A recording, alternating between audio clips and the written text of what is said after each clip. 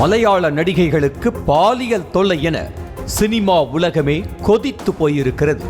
Hema committee அறிக்கை பற்றி அனைவரும் அறிந்தது என்றாலும் அந்த அறிக்கைக்கு பின்னணியில் இருக்கும் கதையை தெரிந்து கொள்ள 7 ஆண்டுகள் பின்னோக்கி பயணிக்க வேண்டும்.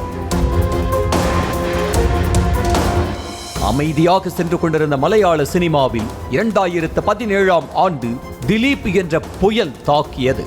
தனிப்பட்ட பகைக்காக ஷூட்டிங் தளத்திலிருந்து நடிகையை கடத்தி சென்று காரிலேயே பாலியல் வன்கொடுமைக்கு ஆளாக்கியதாக நடிகர் திலீப் கைது செய்யப்பட்டதுதான் இந்த ஹேமா கமிட்டி அறிக்கையின் ஆரம்ப புள்ளியே. அப்போதே பார்வதி, ரம்யா நம்பீசன், கீத்து மோகன்தாஸ், ரீமா கல்லிங்கல், பத்ம பிரியா, ரேவதி உள்பட சுமார் 10க்கும் மேற்பட்ட நடிகைகள் சேர்ந்து மலையாள திரைப்பட நடிகர்கள் சங்கத்தை விட்டு விலகியதோடு புதிதாக விமன் கலெக்டிவ் இன் சினிமா, அதாவது WCC என்ற அமைப்பை தொடங்கினர்.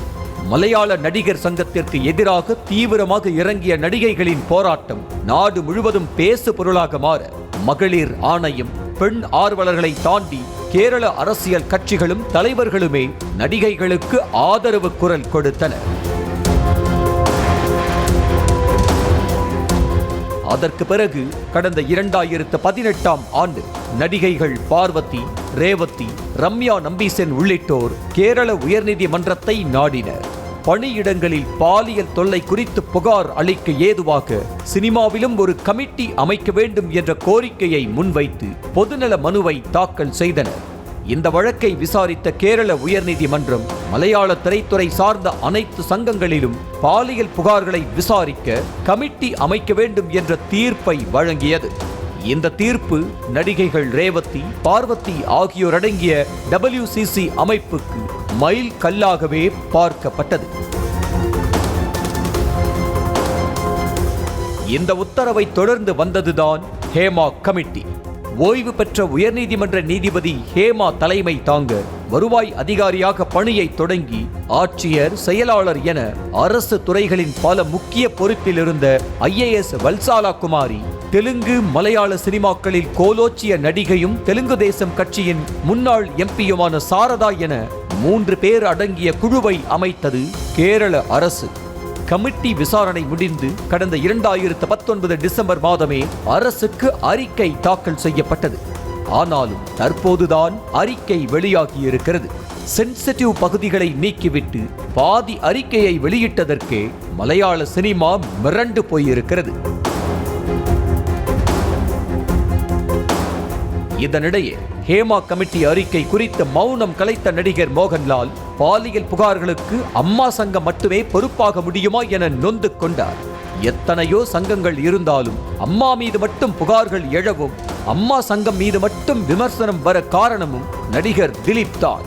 நடிகர் சங்கத்தில் அதிகார சக்தியாக இருந்த திலீப் நடிகை பாலியல் வன்கொடுமை வழக்கில் கைதான போது நடிகர் சங்கம் திலீப்பை காப்பாற்றவே முயற்சித்தது. சங்கத்தை விட்டு திலீப்பை நீக்க வைக்கவே கேரள நடிகைகள் பெரும் போராட்டம் நடத்த வேண்டியிருந்தது.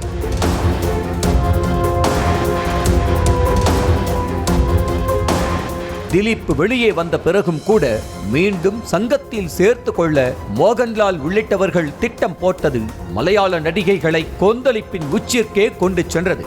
திரைப்பட நடிகர்கள் சங்கம், விநியோகஸ்தர்கள் சங்கம், FIFCA என்று சொல்லக்கூடிய கேரள திரைப்பட ஊழியர்கள் சம்மேளனம் என கேரள சினிமாவே திலீப்பின் கட்டுப்பாட்டில் இருந்தது.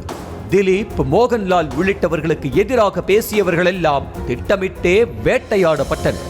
அந்த அளவுக்கு மலையாள சினிமா மாஃபியா கூடாரமாக மாறி போயிருந்தது. திறமையை தாண்டி நடிகைகளுக்கு திட்டமிட்டு வாய்ப்பு மறுக்கப்பட்டது.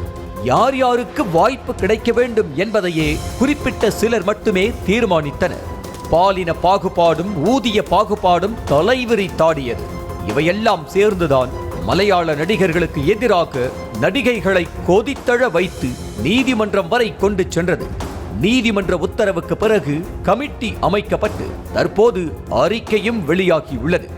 அறிக்கையை தொடர்ந்து பாலியல் புகார்கள் வெளியாகி வரும் நிலையில் அதன் மீது எடுக்கப்படும் எந்த ஒரு நடவடிக்கையும் கேரள நடிகைகள் அமைப்புக்கு கிடைத்த வெற்றியாகவே பார்க்கப்படும்.